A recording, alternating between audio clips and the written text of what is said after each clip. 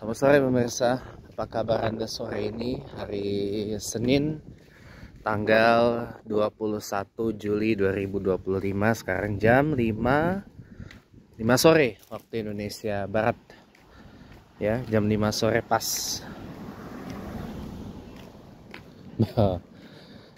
Sore ini di Chatterbox kita bakal, ini spesial juga sih karena udah masuk akhir bulan Muharram 1447 Hijriah. Beberapa hari yang akan datang kita udah masuk ke bulan Safar 1447 Hijriah. Muharram ini umurnya 29 atau 30 hari, kita nggak tahu juga ya. Karena kemarin bulan Zulhijjahnya kita istimalkan 30 hari. Makanya satu Muharram ya kita pada tahun ini berbeda dengan Saudi, di mana Saudi dan Muhammadiyah sudah lebih dulu Muharraman di hari Kamis tanggal 5 Juni 2025. Sementara kita di Indonesia dan Nahdlatul Ulama itu baru bersatu Muharram pada besoknya, hari Jumat tanggal 6 Juni 2025. Jadi ada kemungkinan Muharram tahun ini hanya akan berlangsung selama 29 hari. Karena memang presidennya kayak gitu. Setelah diistimalkan 1 bulan 30, lalu bulan berikutnya pasti umurnya 29 hari gitu, enggak 30 gitu. Jadi memang ada sesuatu yang mau saya bagiin di akhir bulan Muharram ini, tapi sebelumnya kita jeda dulu karena saya mau pesan air galon terlebih dahulu.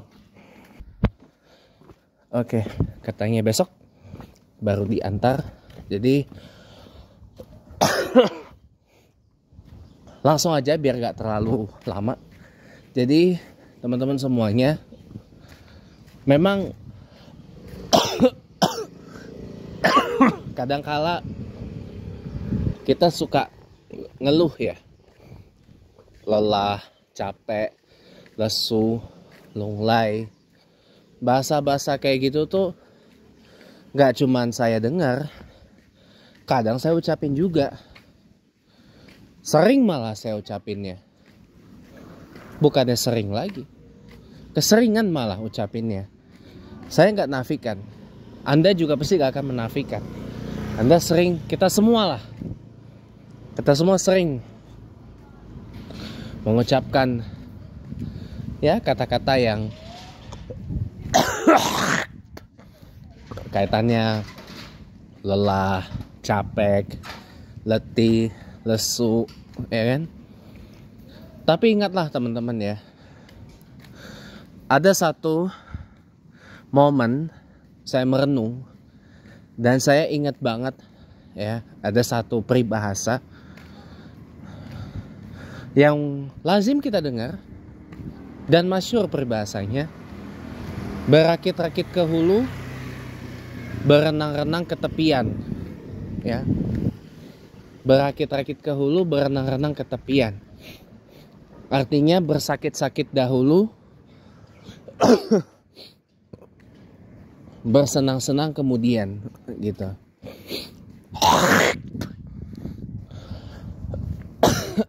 Apa artinya? Artinya gini teman-teman. Kalau dari pandangan pribadi saya,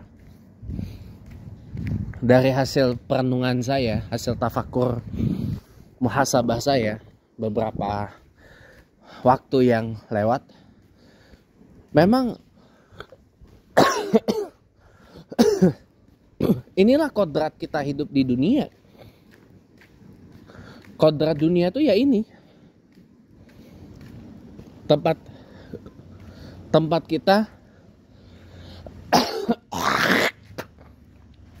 kita bercapek-capek, tempat kita berlelah-lelah gitu loh. Tempat kita memang untuk bukan untuk rebahan, bukan untuk istirahat, ya, bukan tempat untuk berleha-leha, bersantai-santai gitu loh. Tapi kita datang ke dunia ini memang untuk apa? Untuk bercapek-capek, berlelah-lelah, karena kita bekerja di dunia ini. Bekerja mencari amal, menafkahi diri kita untuk pulang nanti ke alam akhirat. Itu kita, itu kodrat kita. Hidup di dunia sudah seperti itu, teman-teman. Makanya kenapa sepanjang kita hidup di dunia ini pasti ada aja yang seringkali disebut sebagai sebuah tes atau sebagai sebuah ujian. Dan ujian itu bukan untuk kita lewatin, bukan untuk kita skip. Ujian itu untuk kita kerjain. Kapan ngerjainnya? Ya sekarang, bukan besok. Itu. Kalau sekarang kita diuji sama Allah, kita disuruh ngerjain soal ujiannya, lalu kita skip, ya, ujian itu akan datang di masa tua kita, bener loh. Ujian yang lebih dahsyat lagi, lebih berat lagi soal ujiannya akan datang di masa tua kita. Kalau kita skip ujian di masa muda, masa produktif kita, coba bayangkan kalau seperti itu. Kalau gak lulus ujian di masa muda, masa produktif, ya, masa middle age, pada intinya nanti remedial, ulang lagi, kerjain lagi soal ujian, dan diuji lagi dengan soal yang lebih susah lagi, lebih berat lagi di masa tua. Anda bayangkan itu.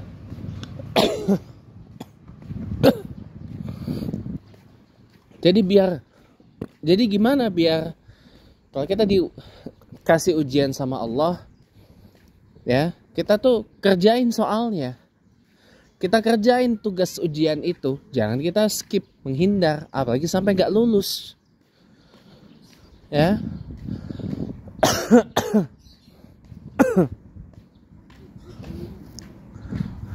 Terkadang ketika kita diuji sama Allah, banyak orang yang lari dari kita.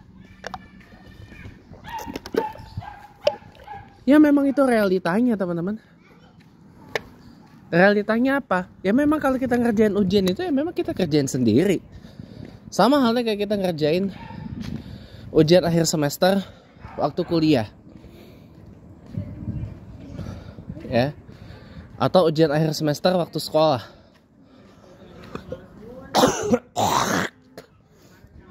Kalau ujian akhir semester waktu sekolah, oke lah.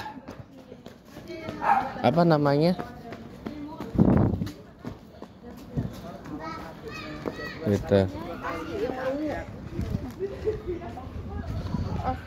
Kalau ujian akhir semester waktu sekolah, oke lah, satu kelas. Bisa kita ngerjainnya bareng-bareng. Tapi kan sekarang udah mulai banyak caranya biar tidak terjadi kecurangan. Soalnya dibedain. Atau kalau kuliah, ya, kalau maaf sebentar, sekelas, sejurusan masih bisa kerja sama. Nah kalau modelan kayak saya UT, satu ruangan terbagi atas beragam jurusan yang berbeda, soal ujiannya pun berbeda, nggak bisa contek-contekan.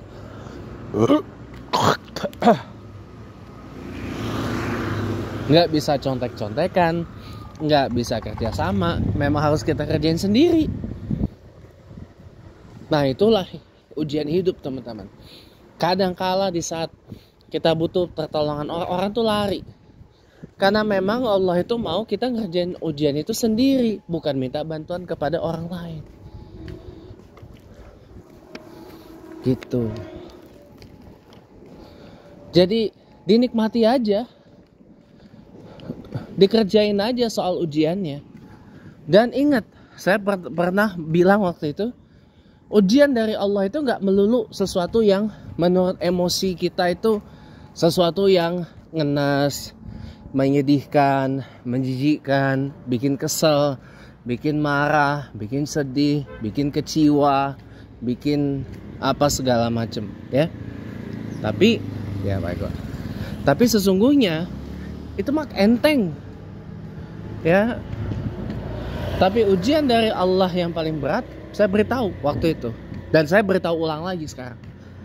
Ujian paling besar dari Allah, paling berat dari Allah adalah ketika kita diuji oleh Allah dengan sesuatu yang menurut emosi kita itu membahagiakan, menyenangkan, menggembirakan, ya, membahagiakan, menguntungkan, dan menurut emosi kita tuh pandangan positif. Jadi seakan-akan emosi kita ini menangkapnya adalah dengan sesuatu yang positif gitu loh. Menangkapnya dengan sesuatu yang menyenangkan gitu loh. Benar gak? Ya itu. Nah di situ letak ujian yang sebenarnya tuh di situ. Karena Allah mau lihat ketika kita dikasih ujian yang menurut emosi kita itu kelihatannya kita seperti tidak diuji oleh Allah, tapi kita dibahagiakan. Nah di situ Allah mau lihat ketika dikasih ujian yang seperti itu, masih nggak dia ingat sama Allah, masih nggak dia sujud sama Allah, masih nggak dia mengucap alhamdulillah, syukur kepada Allah atas semuanya, masihkah dia menyadari bahwa semua yang dia punya itu cuma titipan dari Allah.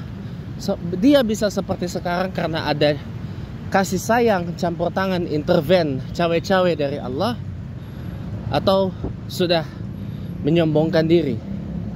Nah itu di situ Allah tuh menguji itu di situ. Nah di saat itu, ya. Dan tambah lagi kita diuji. Orang mendekat sama kita. Kan udah rahasia umum kan? Orang banyak harta, orang kaya, pasti akan dideketin sama banyak orang. Ya. Pasti akan ditempelin sama banyak orang. Itu pasti. Karena ibarat semut dan gula, kita yang jadi orang kaya ini ibarat gula yang menarik banyak semut. Gitu. Itu pasti kejadian. Nah Allah uji, dikasih orang-orang dekat sama. Tujuannya apa? Allah mau lihat dengan kekayaan yang dikasihkan oleh Allah itu, dia akan gunakan untuk dirinya sendiri saja, atau dia pakai untuk berderma kepada orang lain.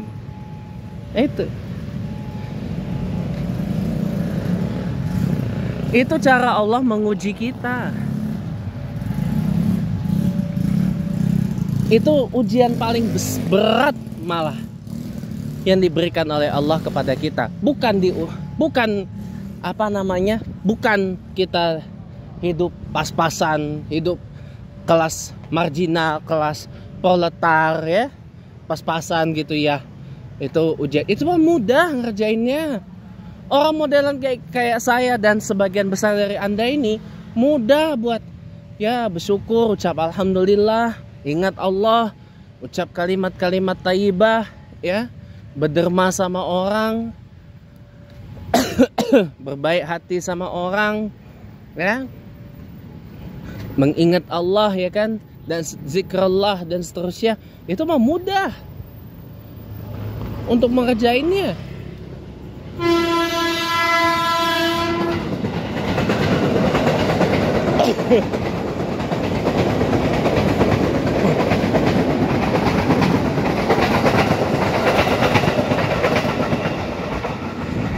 Tapi coba kalau dikasih yang tadi saya udah bilang, tiba-tiba didatengin sama orang banyak dekat sama kita, macam-macam ininya. Allah tuh mau lihat dengan ujian yang seperti itu, masih nggak kita ingat sama Allah. Akan kita gunakan untuk apa harta dan kekayaan yang dikasih sama Allah kepada kita? Apakah kita akan nikmati sendiri saja untuk diri kita sendiri, atau kita derma kepada orang lain? Makanya pasti orang kaya itu pasti akan dipepet-pepet orang, pasti akan dideket-deketin orang, pasti akan dicari, bahkan sampai ke lubang semut pun dicari.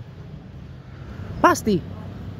Itu ujian, teman-teman. Memang Allah sengaja bikin kayak gitu. Sengaja. Apalagi kalau kita gak cuman kaya harta, kaya ilmu, kaya hati, ya, misalkan. Tapi kita spesifik ke kaya harta dulu, oke? Allah uji, pasti. Orang kaya ilmu, pasti Allah uji dengan caranya.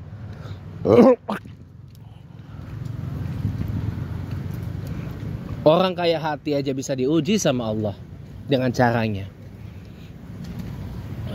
Gitu, teman-teman. Jadi jangan pernah kita mencoba untuk skip ujian dari Allah, karena ujian itu bisa datang kalau kita nanti udah tua.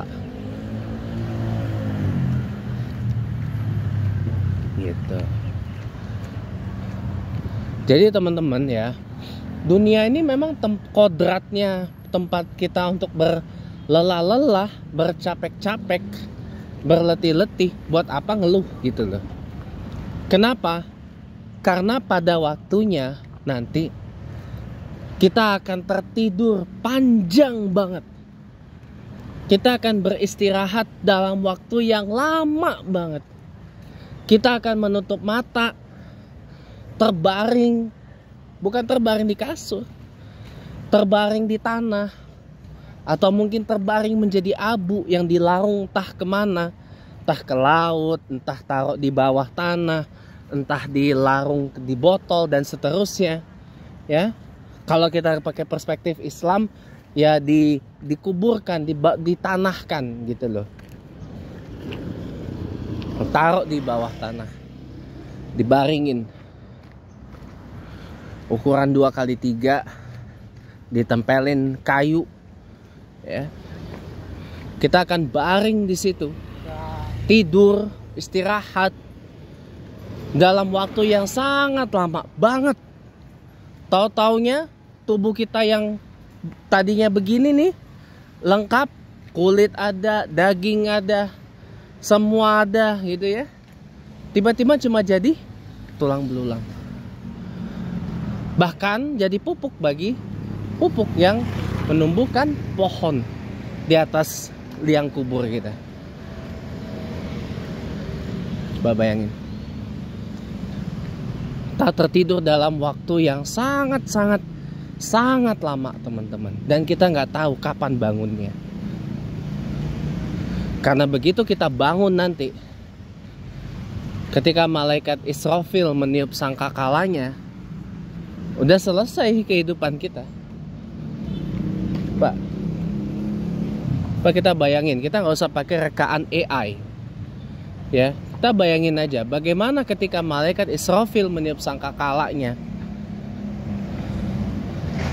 Seketika kita semua sudah berada di dalam sangkakalanya malaikat Israfil.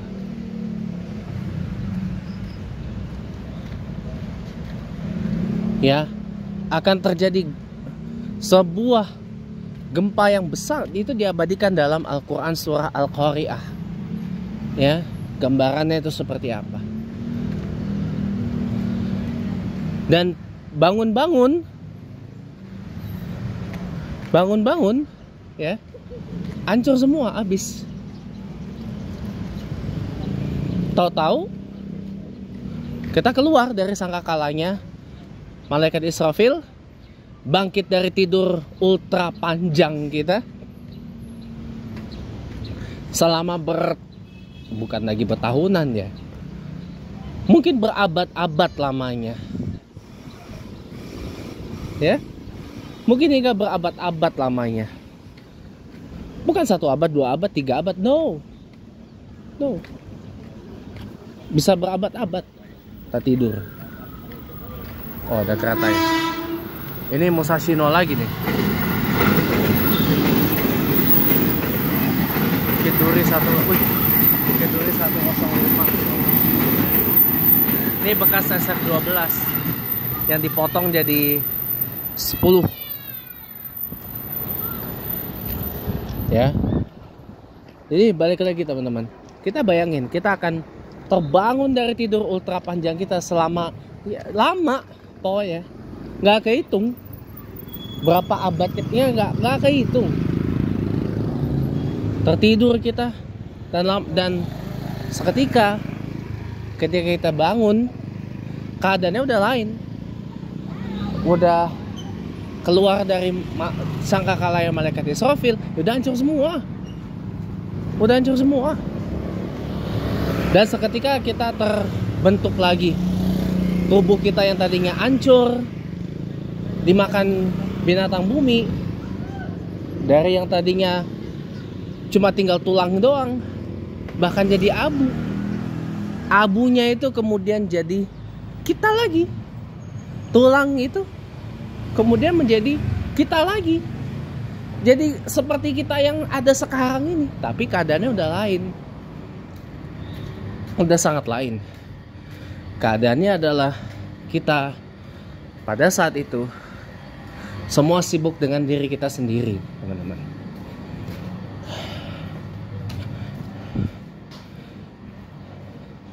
Gak bisa kita mohon maaf nih, mungkin di dunia kita punya hubungan gitu. Di dunia mungkin kita punya hubungan, ada anak dan ada orang tua, ada suami, ada istri, ada bapak, ada ibu, ada kakek, ada nenek, ada kakak, ada adik, ada paman, ada bibi, ada ipar, ada sepupu, ya, ada teman, ada sahabat, ada saudara, saudari, dekat ataupun jauh, misalkan. Di dunia hubungannya seperti itu. Tapi nanti semua kita nggak kenal. Saya nggak kenal dengan Anda nggak kenal saya nggak mengenal orang tua saya, nggak mengenal keluarga saya, nggak mengenal teman saya nanti. Mereka pun juga nggak kenal saya, karena semuanya sibuk dengan diri sendiri, menyelamatkan diri sendiri. Dihisap oleh Allah, dilihat, diminta pertanggungjawaban, held into account selama kita hidup di sini, di dunia. Gitu.